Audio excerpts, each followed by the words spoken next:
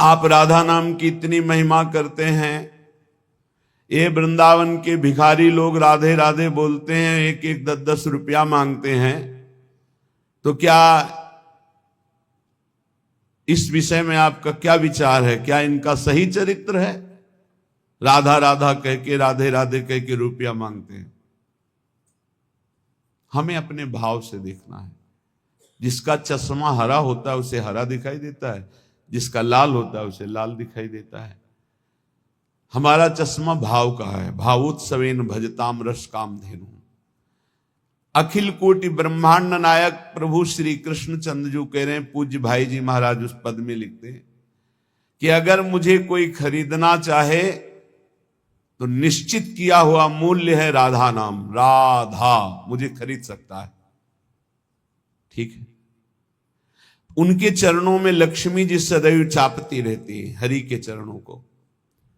और वो राधा कहकर 100 रुपया पूरे दिन में या 200 रुपया इकट्ठा किया और कहीं खोली लिए हुए, वृंदावन में छोटी कुटिया लिए हुए आटा दाल ला के खाता है, वृंदावन वास करता है। आप उसे भिखारी समझते हो? आप उसे नीच समझते हो? आप उसको, इस वृत्ति को नीच समझते हो? और जो करोड़ों का गफला करके एसी में सोते हैं और व्यभिचार करते हैं, मांस मदिरा पाते हैं, उनको बड़े आदमी समझते हो? अरे इनके चरणों की रज के समान कोई बड़ा आदमी नहीं है।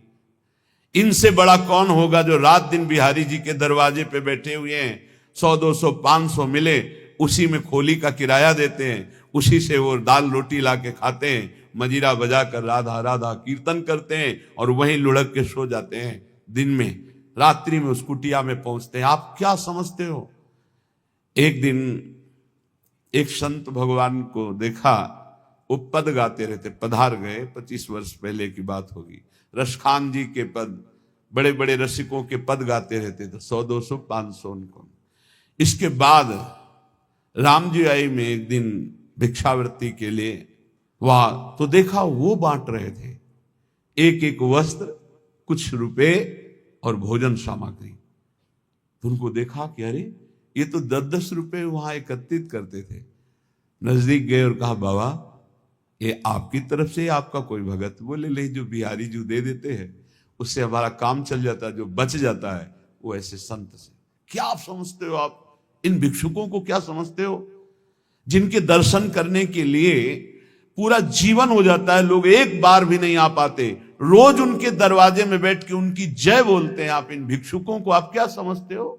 वृंदावन के भिखारी किनके भिखारी हैं? बाके बिहारी के दरवाजे के, राधा वल्लभ लाल के दरवाजे के। आप विषयों के, भोगों के, पापाचरण के भिक्षुक हो। आप देख लो, हमारी बात कड़वी लगेगी, आप उनको भिखारी समझ रहे हो जो 100 रुपए में संतोष करके धाम वास कर रहे हैं। तुम अपने को देखो, करोड़ों ने भगवान ने दिया, फिर भी तेरे अंदर संतोष नहीं, फिर भी तू भगवान की दिन भर जय नहीं बोलता, फिर भी दिन भर भगवान का नाम कीर्तन नहीं करता। वो उनके धाम में रहते, उनके नाम में रहते। बाहरी दोष दर्शन करके अपने हृदय को मलिन करके धाम से चले जाते हैं बहिर्मुख लोग, यहां कुछ ले नहीं पाते। इसलिए यहां के भिक्षुकों की शरण हो जाओ तो बिहारी बिहारी जो प्रसन्न हो जाएंगे। आप क्या समझते हो? ये जो बिहारी जो राधा वल्लभ जी इनके दरवाजों में, जो गलियों में यहां बैठे हैं, तुम साधारण नहीं समझना, साधारण मत समझ लेना। ये धामवासी हैं, महान योगियों को भी पवित्र करने की सामर्थ्य रखने वाले ये हैं। बाहरी तुम्हारे नेत्र हैं इसलिए तुम्हें दिखाई नहीं देता। श्रीपाद जैसे महापुरुष कह रहे, वर्मी वृंदारण्य सुवरा की मदन मोहन द्वारी। एक माई को देखते हैं, विदेशी माई है, 2500 कुत्तों को यहाँ के दूध, डबल रोटी, बिस्कुट, रोज उसके चरणों में प्रणाम करते हैं। जब दृष्टि पड़ती, धन्य है माई, तेरा जन्म तो कहीं विदेश में हुआ, पर बिहारी जी की असीम कृपा है कि इन परमहंसों का तो सेवन कर रही। ये कौन है जानते हो? श्रीपाद जैसे महापुरुष कह रहे हैं, मुझे कुतिया कुत्ता बना दिया जाए, मदन मोहन के द्वारे पे पड़ा रहूंगा। उद्धव जैसे महापुरुष कह रहे हैं, यहाँ की गुलमलता औषधि बना दी जाए। हरिराम व्यास जी जैसे महापुरुष कहते हैं, यहाँ का स्वान बना दिया जाए। ये धाम है, यहां दोष दृष्टि मत करना किसी पर। अरे ये तो बिल्कुल मत करना, ये लाडली लाल के लाडले हैं, इनकी बाहरी बात अलग है, आंतरिक बात को आप नहीं जानते। बिहारी जी में पौशाले में एक माई पानी पिलाती है। ये पहले की, अब तो ऐसी दिनचर्या श्री जी ने दे दी है कि कहीं भी नहीं जाना हो पाता। एक दिन फूल बंगला बना, वो 22 संतों को एक एक 2-2 रुपया और एक एक सेव ऐसे बांट रही थी। बहुत ही उत्साह में भरी थी, जैसे उसके बेटे का ब्याह हो रहा हो। पूछा, माई ये आज तू पौशाला से हटकर, पानी पिलाने से हटकर ये क्यों बांट रही है? क्या कोई उत्सव है? हाँ, आज हमारे बिहारी जी को फूल बंगला बना है। जो पानी बेचने से पैसे मिलते थे पिलाने से, उनमें से आज फूल बंगला। ओ फूली गो, आप क्या समझते हो? पानी पिला रही, एक एक रुपया एकत्रित कर रही, बाद में फूल बंगला बना रही। आप इनको ऐसे मत देखिए कि ये भिक्षुक हैं, अरे ये तो मांगने वाले हैं। नहीं नहीं नहीं, ये बिहारी जी के कृपा पात्र हैं। जहां बड़े बड़े आचार्य कोटि के महापुरुष मांग कर रहे, हे हरि हम कब हुई हैं ब्रजवासी, वो उनके दरवाजे पर पड़े रहते हैं। अहो भाग्य, अहो भाग्य जिनको ऐसा सौभाग्य मिला कि गलियों में बैठकर राधा राधा करके पूरा दिन व्यतीत करते। जो मिला उससे उदर पोषण और भरोसा केवल बिहारी बिहारिंजू का, और धाम वास कर रहे। यहाँ के पशु पक्षी सब महामंगल मोद में, ये सब भगवत प्राप्त होंगे, ये सब भगवत प्राप्त। आप नहीं समझते धाम की महिमा को। जब महापुरुषों की कृपा से, चरण रज के प्रताप से महिमा प्रकाशित होती, तब ये लगता है अहो भाग्य इनके। उसी ठसक में आपको कहते हैं पास बन चुका है, सबको श्री जी के पास जाना है। उसी ठसक में बोलते हैं। हम कोई तुम्हें विनोद में या मजाक में ढांढस नहीं बंधवा रहे, हम सत्य वस्तु का वर्णन कर रहे हैं। श्रीपाद कह रहे, अपिशरमापि रमा प्रिय सख्यपि नान्यत्र नो रमापि श्यामो। वृंदावन की कुतिया कुत्ता बना दो प्रियाजू, पर बाहर लक्ष्मी की प्रिय सखी बनाकर मुझे मत भेजना। अर्थात महावैभव संपन्न कोई रानी महारानी ऐसे मुझे वृंदावन की कुतिया बना दो, वृंदावन का कुत्ता स्वान बना दो। क्यों? क्योंकि कभी गलबहियां दिए हुए प्रिया प्रीतम निकलेंगे, हम पर दृष्टि पड़ जाएगी। ये हमारे दरवाजे का है, बस ये बात देख लेंगे तो हमें वो वस्तु मिलेगी जो बड़ी बड़ी साधना से नहीं मिलती। और देख लिया है, अगर देखा ना होता तो यहां रह नहीं पाते, यहां आ ही नहीं पाते, यहां जन्म ही नहीं हो पाता। उत्तीर्य विष्णु मायामपि, अरे वृंदावन में बैठे हो आप, ओहो। कभी कभी एकांत में जैसे से चिंतन, वृंदावन धाम में आह्लाद ही आह्लाद से हृदय भर जाता। कितनी अपार कृपा। कहां नारकी क्षेत्रों में प्रकट होने वाले जीव, और कहां परम धाम वृंदावन में जीवन व्यतीत हो रहा है। ओहो कैसी अपार कृपा। नारकी इसलिए बोला जहां ना राम कृष्ण हरि की कोई शुद्ध ही नहीं, केवल रुपया, केवल भोग सामग्री, केवल लड़का बच्चा परिवार, हमें भगवत प्राप्ति करनी, भजन करना है, मानव जीवन का क्या लक्ष्य, कोई शुद्ध ही नहीं है। तो जिन हरि भगति हृदय नहीं आनी, जीवित सब समानते, मुर्दे के समान जीवन व्यतीत हो रहा है। नारकी गतियों की प्राप्ति होती है। उत्तीर्ण विष्णु मायामपि, धाम में जो वास करते हैं विष्णु माया से उत्तीर्ण हो जाते हैं। आनी है, ये आनी है, धाम की मर्यादा है, ये महिमा है। यहां जो वास करते हैं भगवान की माया से मुक्त हो जाते हैं। धाम का प्रभाव, यहां की रज का प्रभाव। एक बार सत्संग में सुनाया था, एक बहुत बड़े ज्योतिषाचार्य अपने मित्र के साथ श्रीधाम वृंदावन की भूमि में प्रवेश किए। उनके मित्र कहते थे कोई चमत्कार दिखाओ अपनी ज्योतिष का, आप तो बड़े भारी ज्योतिषाचार्य हैं। अचानक एक आदमी के ऊपर दृष्टि पड़ी, वो थैला लिए यात्रा में आया था, धाम यात्रा।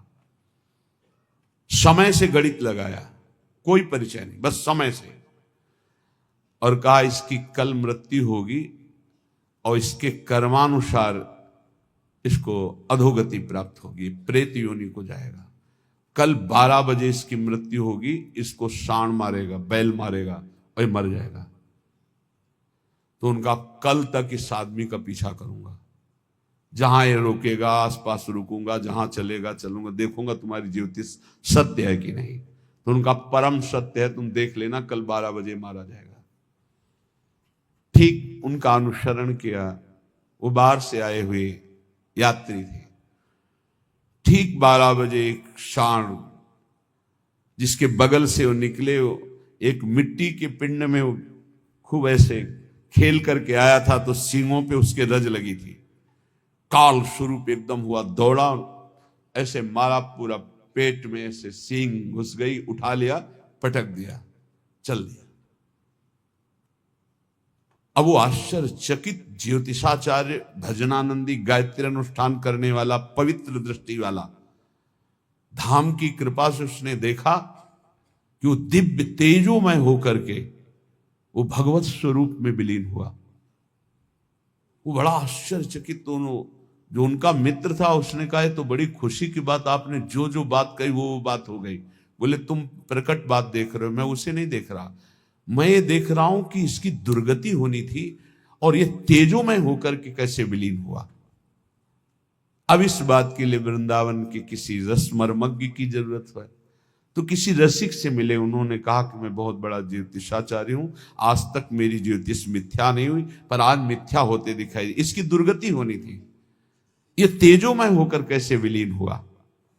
तो उन्होंने कहा जिस सांड ने मारा उसकी सींग पर रज थी, जब पेट में मारा तो उसके पेट में रज गई, और जे भी प्राण छूटे तो रज के प्रभाव से वो भगवान को प्राप्त हो गया, उसे भगवत प्राप्ति हो। ये वो धाम है, घोर पापाचारी को भी परम पद प्रदान कर दे। आप सब देख लीजिए कितना हृदय अशांत है सबका सबका। तुम्हें लगता है अमुक संख्या का धन मिल जाए, अमुक व्यवस्था हो जाए तो मैं शांत हो जाऊंगा। सही मानिए, आप जितना अंक सोचते हैं उतने से ज्यादा किसी के पास धन है, उससे ज्यादा व्यवस्था है, पर वो भी अशांत है। आ ब्रह्म स्तंभ पर्यंतम सर्वम मायामयम जगत, तिनके से लेके ब्रह्मलोक तक सब मायामय है। सत्यम सत्यम पुनः सत्यम हरेन नामैव केवलम। धन्य है जो सत्य सत्य पुनः सत्य हरिनाम में अपनी रसेंद्री को लगा दिया, वाकेंद्री को लगा दिया। नाम जपते हुए उसी का रसास्वादन कर रहे हैं हर समय। राधा राधा राधा, हरि हरि हरि, कृष्ण कृष्ण कृष्ण। उनका जीवन विवेक में प्रकाश में हो गया। वो देख पा रहे हैं कि अरे ये तो सब भ्रम है, जिसे मैं सुख समझ रहा था वो भ्रम है। जासु कृपा सब भ्रम मिट जाई, गिरजा सोई कृपालु रघुराई। कृपालु भगवान की कृपा से जीव ये बुद्धि में विवेक प्राप्त कर लेता है कि यहां कोई मेरा नहीं है, एकमात्र प्रभु सबके हृदय में विराजमान है। बस यहीं से उसका परम कल्याण प्रारंभ होता है, यहीं से उसका विश्राम प्रारंभ होता है, यहीं से उसे परमानंद की अनुभूति होती है। अन्यथा सब भटक रहे हैं, सब भटक रहे। कुछ चंद्र मिनट ऐसे हैं जिनमें आप जो चाहो पाप कर लो या पुण्य कर लो, कोई रोकने वाला नहीं, कोई टोकने वाला नहीं। लेकिन इन चंद समय के बाद जो आपका परिणाम आएगा, फसल आएगी, वो आपको सुख और दुख प्रदान करेगी। यदि पाप कर्म किया तो भयानक दुख मिलेंगे, पुण्य कर्म किया तो लौकिक सुख पारलौकिक सुख मिलेंगे। लेकिन पुण्य और पाप दोनों से हटकर त्रिगुणातीत भगवान का नाम जप किया तो भगवत प्राप्ति हो जाएगी। पाप और पुण्य दोनों आवागमन चक्र में फंसाने वाले ही हैं। एकमात्र भगवान का भजन ही जीव को इस आवागमन से मुक्त कर सकता, दूसरा कोई उपाय नहीं।